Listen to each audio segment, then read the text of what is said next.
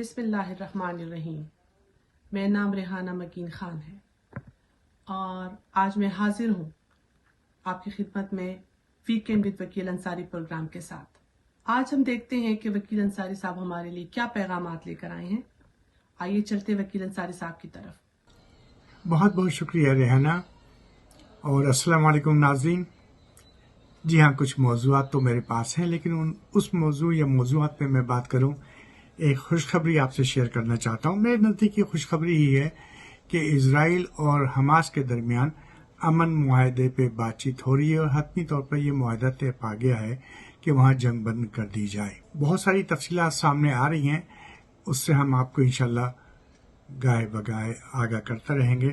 لیکن میرا خیال یہ 15 مہینے کی جو جنگ تھی مشرق وسطیٰ میں، اور خاص طور پہ جو 50,000 افراد کی جانوں کا ضیاع ہوا، وہ ایک ہم سب کے لیے تکلیف دہ عمر تھا، اور یہ ایک طرفہ جنگ اب اپنے اختتام کو پہنچ رہی ہے۔ تو یہ خوشخبری ہے، اس کی تفصیلات ضرور آئیں گی، میں آپ کو بتاتا رہوں گا، اور اللہ کرے کہ دنیا میں امن قائم ہو جائے، کیونکہ ہمارے نئے آنے والے صدر جناب ڈونلڈ ٹرمپ اس کا کریڈٹ لے رہے ہیں، اور میرا خیال ایک حد تک صحیح بھی ہے کہ کریڈٹ ان کو لینا چاہیے۔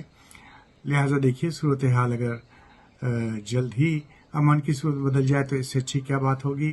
تو آئیے دوسرا موضوع جو ہم سب دیکھ رہے ہیں آج کل امریکہ کی ریاست کیلیفورنیا کے بڑے شہر میں، لاس اینجلس میں، اس کے قرب و جوار میں آگ لگی ہوئی ہے، اور یہ آگ جس پہ کافی حد تک قابو پایا جا چکا ہے، لیکن بھڑکتی رہتی ہے۔ یہ قدرتی آفات کہیں بھی کسی وقت بھی آ سکتے ہیں، پوری دنیا میں آتے رہتے ہیں، کہیں زلزلہ آ رہا ہے تو کہیں سمندری طوفان ہے، تو کہیں پہ اس قسم کی چیزیں ہوتی رہتی ہیں، اور بہرحال اس پہ ہر انسان کو افسوس کرنا چاہیے۔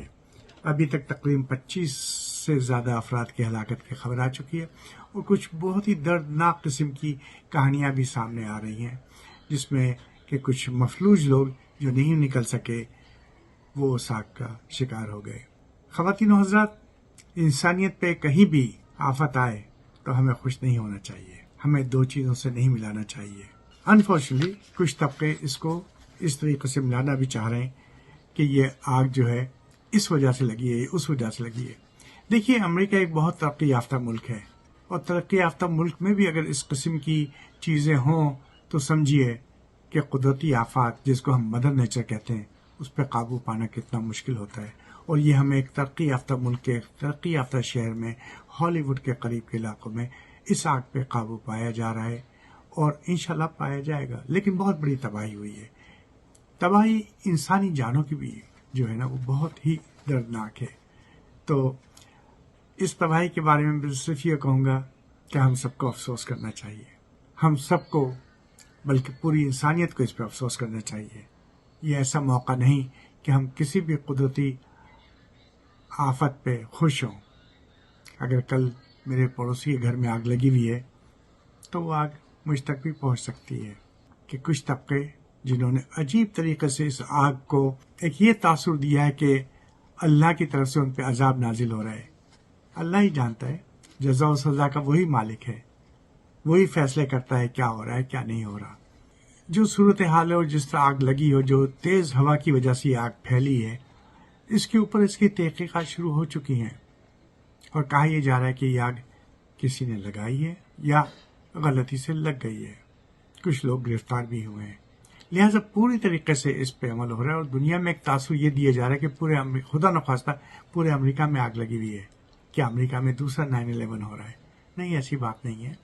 ہمیں اس بات کا خیال رکھنا چاہیے کہ اگر ہم نے منہ سے کوئی اچھی بات نکالیں تو ضرور نکالیں، اگر بری بات ہے تو اپنے پاس رکھیں۔ بہت سے لوگوں کا دل دکھتا ہے، وہ چاہے میرا ملک پاکستان ہو، جس میں ابھی کچھ عرصے پہلے سیلاب آیا تھا، یا دنیا کا کوئی بھی علاقہ ہو، ہمیں سوچ سمجھ کے اپنے تاثرات کا بیان کرنا چاہیے۔ میں اللہ سے یہی دعا کرتا ہوں کہ یا اللہ ہم سب کو اپنے حفظ و امان میں رکھ، یا اللہ ہم پہ کوئی ایسی آفت نازل نہ فرما جس سے کہ ہم دعا کر سکتے ہیں اللہ سے۔ اللہ جزا و سزا کا مالک ہے، وہیں فیصلے ہوتے ہیں، اور وہیں سے ہمیں جزا اور سزا ملتی ہے۔ تو بس اپنے ناظرین کو میں یہی بتانا چاہوں گا کہ آپ قدرت خداوندی جو ہے اس کے معاملات ہیں، وہ جو کچھ کرتا ہے وہ جانتا ہے وہ کیا کر رہا ہے. ہمیں اب اس سلسلے میں کسی قسم کی حاشی آرائی یا اس قسم کے تبصروں سے پرہیز کرنا چاہیے.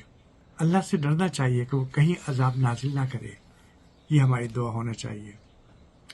تو ناظرین، دو چیزیں تھیں جو میں آپ سے، ایک تو واقعی اسرائیل اور حماس کے درمیان جو معاہدہ طے پا رہا ہے اس کی تفصیلات نیکسٹ 24 گھنٹے میں اور واضح ہو جائیں گی. تو یہ خوشخبری اللہ کرے کہ جنگ ختم ہو جائے.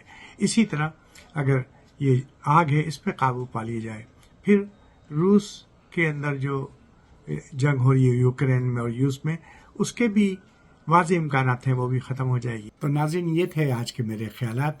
آئیے اب ہم چلتے ہیں اپنے محترم جناب عتیق احمد صدیقی صاحب کی طرف. آئیے دیکھیے وہ کیا کہتے ہیں. السلام علیکم ناظرین، ویکینڈ ود وکیل انصاری کے اس ایپیسوڈ میں ہم 20 جنوری کو امریکہ میں ہونے والے انتقال اقتدار پر بات کریں گے. اس کے ساتھ ہی ہم بائیڈن انتظامیہ کے 4 سالہ دور حکومت کی داخلی اور خارجی پالیسیوں کا جائزہ بھی لیں گے، اور اس کے بعد ڈونلڈ ٹرمپ کے ایجنڈے پر بھی کچھ بات چیت کریں گے. دنیا کے کسی بھی ملک میں کسی بھی حکومت کی کامیابی یا ناکامی کا سب سے بڑا انحصار اس کی معاشی پالیسیوں پر ہوتا ہے.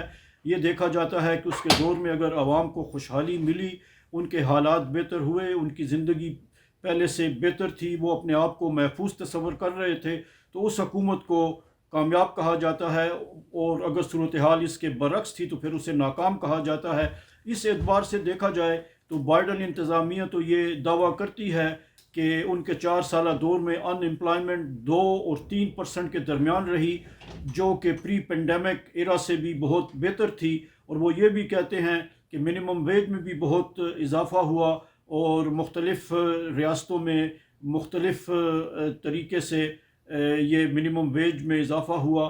نیو یارک میں 4 سال پہلے منیمم ویج $7.5 فی گھنٹہ تھی، اور اب یہ 15.5 بلکہ اس سے بھی بعض جگہوں پر ہو چکی ہے.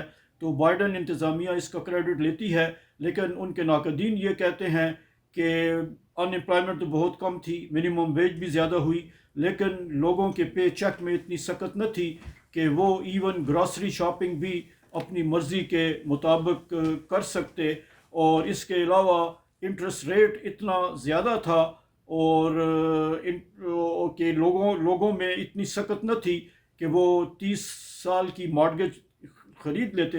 اور امریکہ میں دنیا بھر سے لوگ اس لیے آتے ہیں کہ وہ امریکن ڈریم کو حاصل کرنا چاہتے ہیں، جس کا بنیادی تقاضا یہ ہوتا ہے کہ وہ اتنے خوشحال ہو جائیں، ان میں اتنی سکت ہو کہ وہ اپنا ایک گھر خرید سکیں. تو ایک گھر کے خریدنے کا امریکن ڈریم سے بہت بنیادی تعلق ہے. لیکن بائیڈن کے 4 سالہ دور میں انٹرسٹ ریٹ جو کہ 6.5 اور 7.5% کے درمیان رہا، اس کی وجہ سے لوگ گھروں کی خریداری نہ کر سکے. مارکیٹ میں گھروں کی انوینٹوری بھی کم تھی، انٹرسٹ ریٹ بھی بہت ہائی تھا، اور پھر لوگوں نے اپنی اس مایوسی اور ناراضی کا اظہار بیلٹ باکس میں کر دیا. اور اگر بائیڈن انتظامیہ کی پالیسیاں کامیاب ہوتی، لوگوں کو خوشحالی ملی ہوتی، تو ان کی نائب صدر کاملا ہیرس کو ڈونلڈ ٹرمپ کے خلاف ناکامی کا سامنا نہ کرنا پڑتا.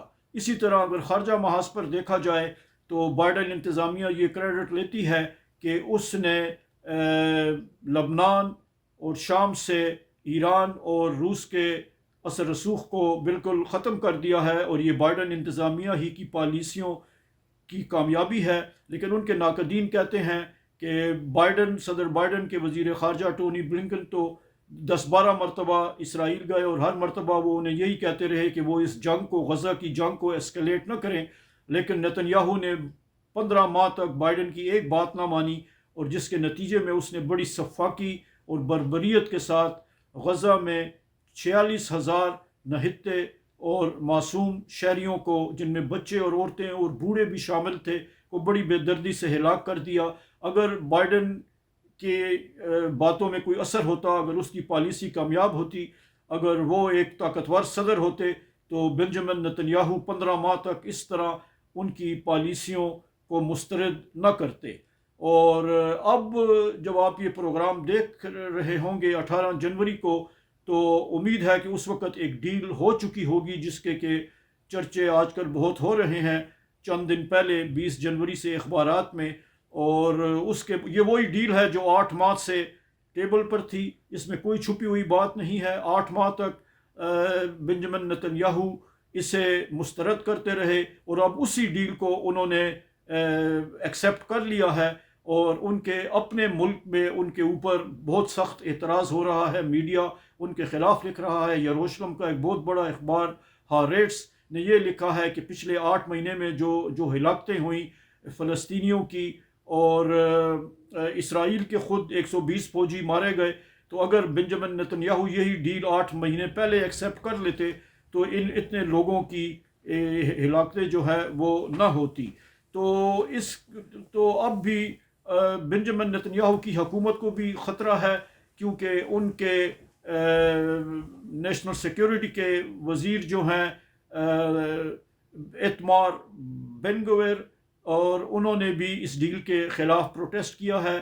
اور ان کے دوسرے ہارڈ رائٹ کولیشن پارٹنر جو ان کے اپنے فائنانس منسٹر ہیں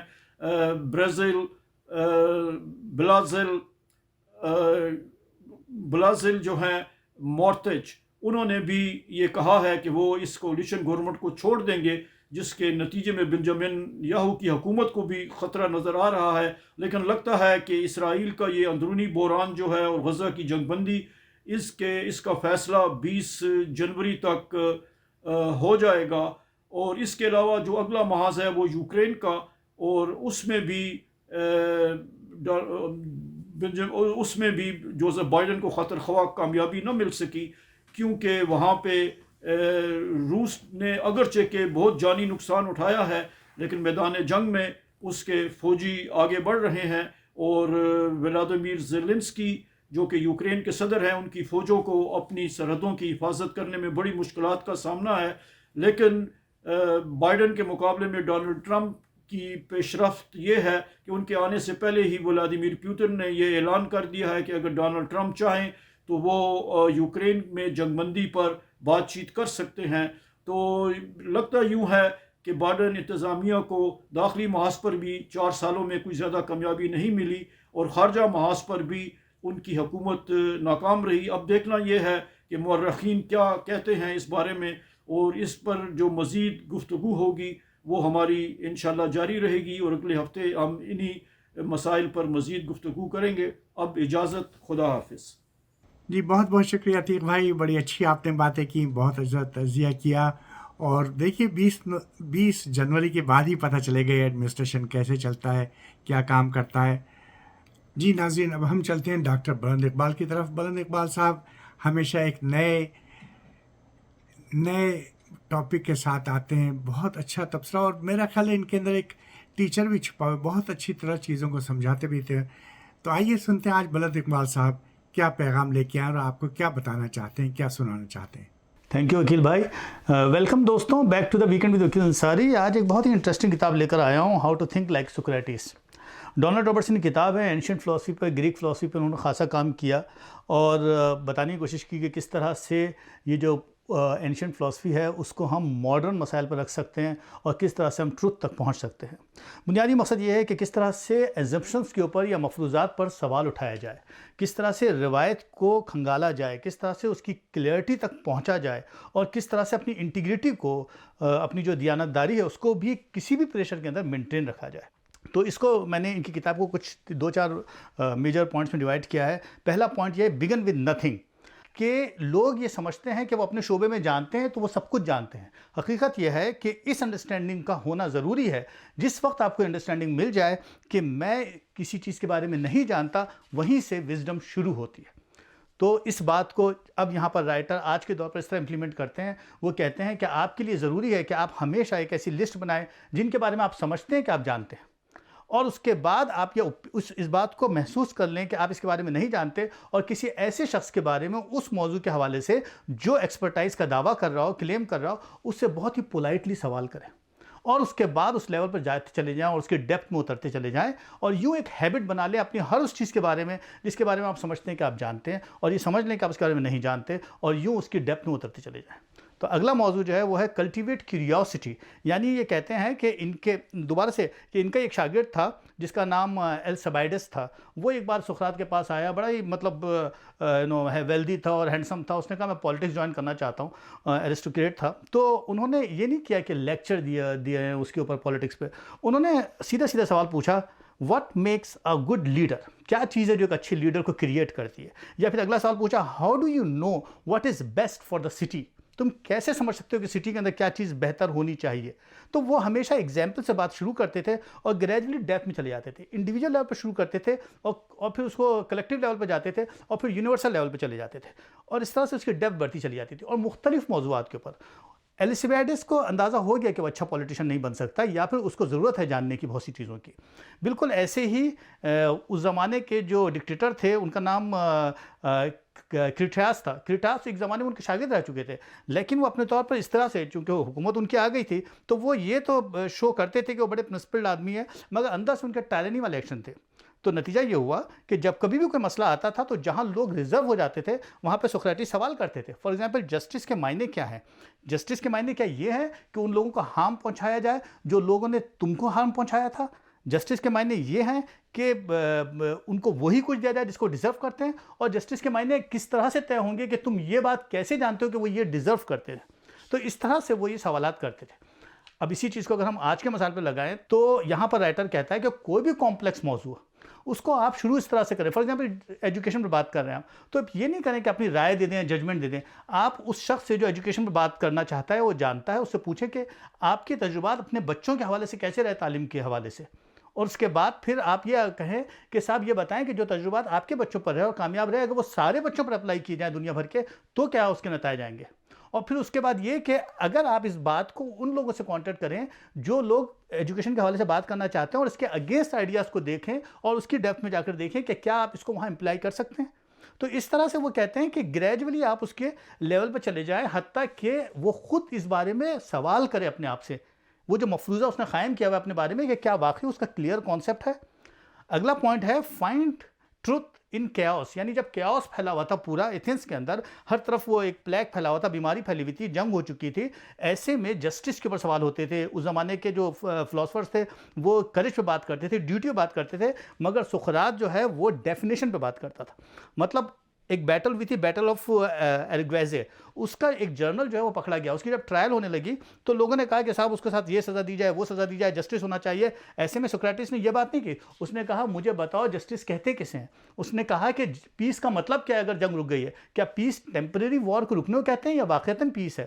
تو بالکل اس چیز کو اگر ہم آج پر اپلائی کریں تو وہ کہتے ہیں کہ اگر کوئی آدمی آپ سے بات کرتے ہو کہ آبویس، رائٹ، او فیئر، تو آپ اس سے پوچھیں اس کی جینوین ڈیفینیشن کیا ہے، لائلٹی کی ڈیفینیشن کیا ہے، فیتھ کی ڈیفینیشن کیا ہے، ٹرسٹ کس کو کہتے ہیں، ٹرسٹنگ کو کہتے ہیں یا بینگ ٹرسٹ ورتھی کو کہتے ہیں؟ تو یہ کہتے ہیں کہ جو آپ ڈیفینیشنز کے بارے میں ڈیپتھ میں اترتے چلے جائیں گے آپ اس کے کمپلیکس بیس لائن ایشوز پہ آ جائیں گے۔ ہو سکتا ہے آپ پرابلم کو سالو نہ کریں، لیکن جب آپ فوکس کرتے چلے جائیں گے تو الٹیمیٹلی آپ اس کے انڈر لائن ٹروتھ تک پہنچ جائیں گے۔ تو کہنے کا ان کا مطلب یہ کہ what exactly do you mean by that is the strongest tool for finding the truth. یہ جملہ بہت امپورٹنٹ ہے، what exactly do you mean by that. اگلا پوائنٹ اس کتاب میں یہ تھا نیور بیک ڈاؤن، یعنی کہنے کا مطلب یہ کہ کوئی بھی حالات کیوں نہ ہو آپ اس کے اندر پریشر میں مت آئیں۔ انہوں نے لائن آف سیلمیس کی بات کی کہ یہ جو صاحب تھے بہت امیر تھے، بہت دولت مند تھے، اور ان کے خلاف جو ہے اس زمانے کی جو ٹائرنی والی حکومت تھی وہ ایکشن لینا چاہ رہی تھی۔ جب سقراطس سے بات ہوئی تو اس نے اس پر کوئی جواب نہیں دیا، چپ رہا وہ، اور اس نے کہا کہ میں اس کو اس طرح سے نہیں کروں گا۔ اس کے بعد انہوں نے جمنازیمس کے اندر سمپوزیم میں جا کر بات کی اور ایتھیکل اسٹینس کے حوالے سے بات کی۔ انہوں نے کہا کہ کیا مطلب ہے اس بات کا، آپ کیسے کہہ سکتے ہیں کہ جسٹس کا مطلب کیا ہے؟ کیا جسٹس لوگوں کے پریشر میں آنے پر، یا جسٹس اس کو دیا جائے جس کی آپ پہلے سے رسپیکٹ کرتے تھے یا محبت کرتے تھے، یا جسٹس آپ اس لیے اس آدمی کے لیے ڈیمانڈ کر رہے ہیں کیونکہ آپ گورنمنٹ سے ڈرتے ہیں، یا پھر اس لیے کہ آپ ان کے فیور میں؟ ان کا یہ جسٹس نہیں ہے۔ جسٹس کی ڈیفینیشن سمجھی جائے گی کیا چیز ہے۔ اسی طرح اگلا پوائنٹ ہے بریو دا کنسیکوینسز، یعنی جب وہ وقت آیا جب سقراطس کے اوپر باضابطہ الزام لگا دیا گیا کیونکہ پولیٹیکل مسائل زیادہ تھے اور جو جنگ ہوئی تھی اس میں ایتھنس کو شکست ہو چکی تھی، تو وہ سارا انبار ڈالنا چاہ رہے تھے، تو انہوں نے اس پر الزام لگایا کہ یہ یوتھ کو کرپٹ کر رہا ہے، یوتھ کو سوال کرنا سکھا رہا ہے، جس کی وجہ سے پولیٹیکل پورا اسٹرکچر ہل رہا ہے اور گاڈس کی ڈسرسپیکٹ کر رہا ہے۔ تو ایسے میں سقراطیس کے دوستوں نے یعنی کریٹو نے بھی کہا اور بھی لوگوں نے کہا کہ آپ جو ہے وہ معافی مانگ لیں پیچھے ہٹ جائیں. انہوں نے کہا نہیں. انہوں نے اس وقت کہا کہ ان کو مطلب یہ ڈیل دی گئی کہ اگر وہ کوسچننگ چھوڑ دیں, اگر وہ لوگوں کی لائف کو ایگزامن کرنا چھوڑ دیں تو ان کو معافی مل جائے گی. تو ان کا یہ مشہور جملہ آیا تھا, unexamined life is not worth living. یعنی وہ لائف ہی بیکار ہے جس کے اندر آپ زندگی کو ایکسپلور نہ کریں, زندگی کے مسائل کو, اس کے ایگزیپشنس کو, اس کے آئیڈیاز کو ایز اٹ از لے لیں. ایسی زندگی بیکار زندگی ہے, it's more like a animal life ہے.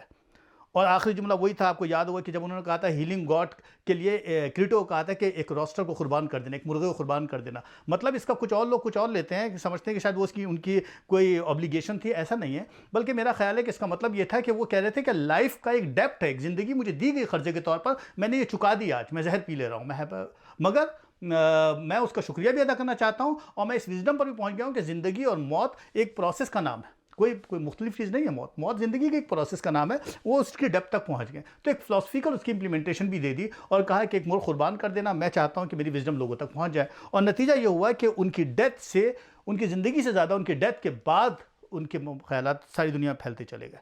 تو کہنے کا مطلب یہ ہے کہ امپورٹنٹ بات یہ ہے کہ جو کچھ آپ کو مفروضوں کی شکل میں, آئیڈیاز کی شکل میں ملا ہے, اس پر سوال کریں, کلیئرٹی تک سوال کریں اور آخری حد تک اس کے ٹروتھ تک پہنچے. یہی زندگی ہے اور اس کے علاوہ زندگی کوئی میننگ نہیں ہے. مجھے امید ہے کہ آج آپ کو مزہ آیا ہوگا اس موضوع کے اوپر. دیکھیں پھر میں اگلے ویکنڈ پہ حاضر ہوتا ہوں, پھر کسی نئے موضوع بات کریں گے. اپنا خیال رکھیے. ناظرین, آپ نے ڈاکٹر بلند اقبال صاحب کا سنا, کیا اچھی باتیں ہیں اور کیا جدید طریقے سے وہ بتانا چاہ رہے ہیں کہ ہم اپنی زندگی پہ چند چیزیں کیسے لاگو کریں. تو بہت بہت شکریہ ڈاکٹر بلند اقبال صاحب. تو ناظرین, آپ نے ہمارا پروگرام سنا, اپنی رائے سے ہمیں ضرور آگاہ کیجیے گا کہ آپ کو ہمارا پروگرام کیسا لگا. آئندہ ہفتے آپ سے پھر ملاقات ہوگی. آپ اجازت دیجیے ریحانہ مکین خان کو. اللہ حافظ.